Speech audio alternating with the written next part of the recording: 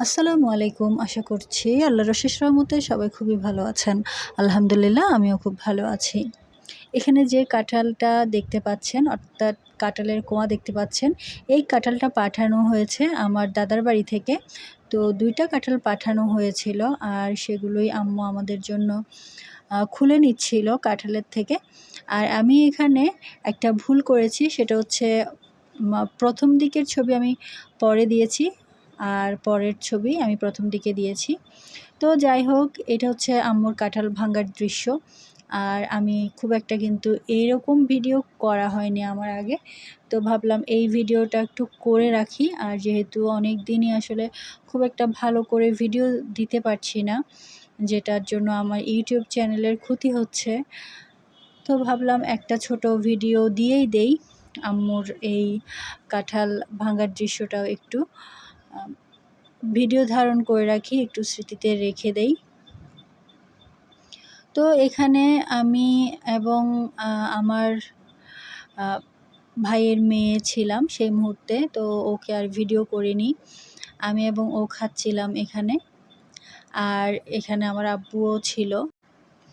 তো আম্মুও কিন্তু কাঁঠাল ভাঙার ফাঁকে, ফাঁকে ১টা ২টা করে খাচ্ছিল।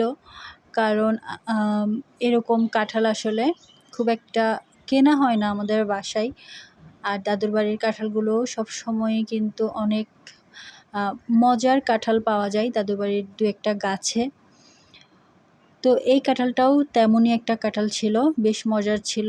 তো আমি আসলে বেশ মজার এটা বলছি, কিন্তু আমি নিজেও এখন কাঁঠাল ২-১ টা কোয়ার বেশি খেতে পারি না। তো ২-১ টা খেয়েই আমি টোটাল ৩ টা খেতে পেরেছিলাম এখানে। আর আমি দেখলাম যে এবার আমার ভাইয়ের মেয়েও কিন্তু আম, কাঁঠাল এগুলোর খুবই ভক্ত। তো সে কিন্তু মাশাআল্লাহ একদম অনেক ভালো করেই মজা করেই কাঁঠাল আর আম এবার খেয়েছে। তো ওকে খেতে দেখলে আসলে ভালোই লাগে। আর আমি আগেও কিন্তু কাঁঠাল খুব একটা বেশি খেতে পারতাম এমন না, তবে এত কমও খেতে পারতাম না। আগে আরেকটু বেশি আমি খেতে পারতাম কাঁঠাল।